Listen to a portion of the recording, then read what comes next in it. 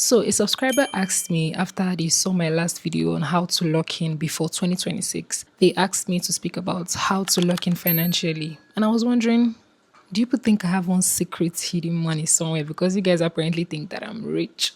And that's good because we want to be rich, right? So we have to start looking the part. Okay. So here are a few tips I have on how to lock in financially before 2026 or even still in 2025. We always need to be on par, on point. So it's never too late, it's never too early to start preparing for your best life. So I'm going to be dividing this video into three parts. The first part being making the money. Of course, we have to make money to even talk about money in the first place. The next part is spending money. The third part is savings and investments. And the last part is just overall general discipline. So we're going to start with the first part, making money. A lot of us just want money to fall on our laps like you worked for it in your past life. No, money doesn't come like that.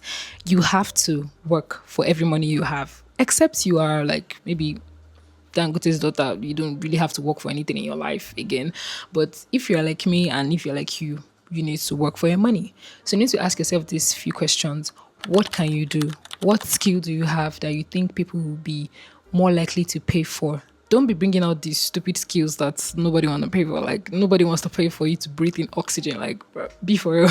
Apparently, people do very weird things on TikTok. But anyways, we're talking about legit money over here and money that will not embarrass you. Yeah. You have to ask yourself, what skill can you do? What thing do you have? Every one of us has something, right, that we have picked up on the way, passively or actively, that can help us to earn a living, be it small or be it big. Sometimes you need to have to do some soul searching. You need to research, like ask your friends, like, what things do you think I am good at? I say, what things? What things do you think I'm good at that you think you'll be most likely to pay for me? Some of you are very good at typing, like you can type really fast, but all you're using the typing to do is to fight on Twitter and to argue on YouTube comments. You're not using it for good, you're not putting it to make money. You need to start using that to make money because people will actually pay you to write and type for them. Upwork has a lot of skills. Just search, do your market research. And the thing is that you making money is a personal journey. As long as what you're doing is legit, it doesn't have to be something that every other person is doing. In fact, you even picking up something that is not common gives you something called an unfair market advantage, in the sense that it's only you doing that thing. So you are kind of like most sought after for doing that thing. So you have to actually use your thinking faculty and see where you best fit into the market. Trust me, people will pay you as long as you're able to give value to them. If you're very good at handling tasks, very good at scheduling meetings, very good at reminding people things, you know that the job of a VA or a PA is really good for you. Like, don't be seeing any job as inferior or anything. Some of us have to start being an employee before we become an employer. Do you get? So don't start thinking, oh, I can't do this work. Like, it's beneath me. It's beneath.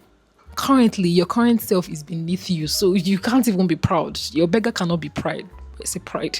Your beggar cannot be proud, okay? And even need examples of things that you can do. For example, if you're a student, you've realized that most people in your class, like most people have issues, like maybe with pens and all of that. They usually forget their pens at home and all of that. You can start selling stationery. You can start selling notebooks and start selling notepads. You can start selling snacks, let's say chewing gum, sweets, and all of that. Nothing is too small. Nothing is too big for you to do. Just start and see where it takes you. And don't be bothered about maybe when you start something, it doesn't go the right way. You can always do another thing. Nobody's path is set in stone into a particular line of business that if you don't succeed in this one, you can't succeed in any other thing. No, you can always spread yourself into different areas and see what works for you. So before you spend that money, just relax. Wait, before you transfer that money to that seller, to that vendor, relax. Make a budget. I promise you, budgeting is not even hard. Like, it's not rocket science. It's just percentages. So what I do myself personally, this is what I use and this is what I recommend for you to use. So you have 100% of your money, of your income. 10%, I give 10% for tithing. I have a certain percent, let's say 10% for my offerings in church because I'm really big on giving back to God, literally. Then I have, let's say 10 or 5% for giving, like my generosity towards others, like the amount I want to give. You have to plan your giving. If not, I promise you're going to be giving anyhow, you're going to be broke and we don't want that. And then I have about 20 or 30% for my savings. That's depending on how I'm feeling that month. And then I have 30, how many percent is remaining? I'm not calculating this, I'm just saying it from my head, but I'll put it on the screen so that you can follow me. I have another 30 or 20% for my needs, like let's say my data, my food, all of that. Those things are needs. So you see how budgeting actually makes your spending easier and smarter, and saves you from spending like a cow, like a goat.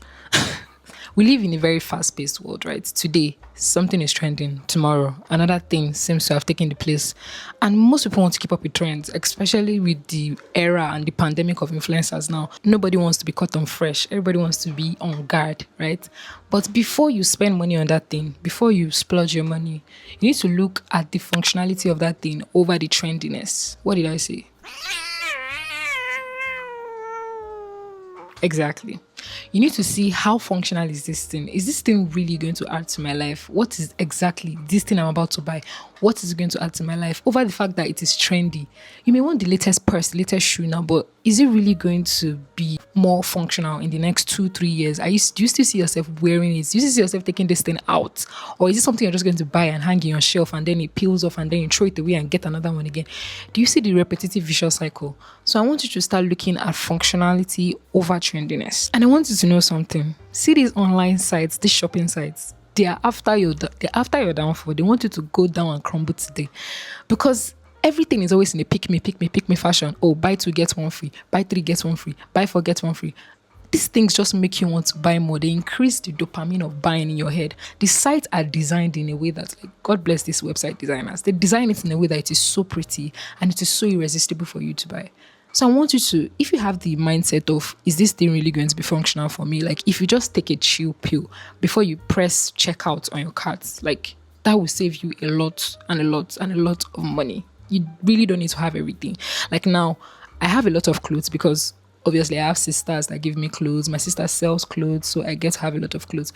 But I've discovered that having this much clothes even stresses me out. Like, most of the clothes I have, I've given many of them out because I don't wear everything, and there's some I don't like anymore. There's some that don't just fit anymore. So like these things, when you get trendy things, you realize that over the time, if you're chasing after trends, you just keep chasing and chasing. It's like a rat inside a wheel. There's really no end goal to these things. The pressure just keeps getting worse and worse. So this pandemic of influencers and everything, I just hope people don't see me as an influencer, because I don't think I am. I just be speaking. But this pandemic of influencers, buy me. These people are making money and they're getting dashed these things. So you can't be chasing after the wind. There's also a rule that I use whenever I want to spend. I tell myself that if I cannot buy what I want to buy right now, if I cannot buy it twice and still remain comfortable, then there's no need for me to buy it. If I want to buy a new pair of Nike shoes, I like good things. I like designer stuff. I know I can't afford to buy 2 times. Like, I can't afford to buy 2 pairs of Nike shoes. I'm not going to buy one, because I know that after buying that one, I'll most likely not have enough money to do essential things, other very essential things like eating, like actually leaving my house. I won't be able to afford those things, and I don't want to become a beggar just because I want some pair of Nike shoes when I can always buy some other off-brand shoes that will still be good. Okay? Remember what I said? Functionality over trendiness, or over I want to be better than my neighbor. Also, on spending and buying things, you can milk the advantages that these shopping apps have, even if they really have, most of the times they are not after your good, but sometimes they can actually help you. For example, there are deals such as Black Friday deals, Christmas sales, Easter sales, New Year sales, all of that. I like waiting, especially for Black Friday, because you can save a lot of money just by waiting for the ending of November or beginning of December. Like right now is Black Friday, and I bought a lot of things on Temu because I know that I saved like, how much did I save? I saved like maybe 70% of the money I would normally spend, and that makes a lot of sense to me. So you can milk all these sales periods of your favorite brands, and trust me, it's gonna help you. That's spending 101. I spoke about it in the last point about budgeting, where like you can just budget, let's say 20% or 30% of your income, and invest them or save. I currently don't. I've done investments in the past, but to be honest, I didn't see the point. I'm just speaking for myself. If you've had any good investment experiences, please leave them in the comments. Let's learn from you, because maybe I'm the one that doesn't really know much about investment, but I've tried to research, but it just didn't make sense to me. So I do more of savings than investment. So after you made your budget for the month, remove that percentage before you even spend on touch anything in that money. Remove that percentage for saving and save it. That nothing is going to touch that money. no matter rain comes, wind blows, your house gets shaken off the roof, nothing is going to touch that money. And I recommended some apps in my last video on how to become financially free. I recommended Piggyvest.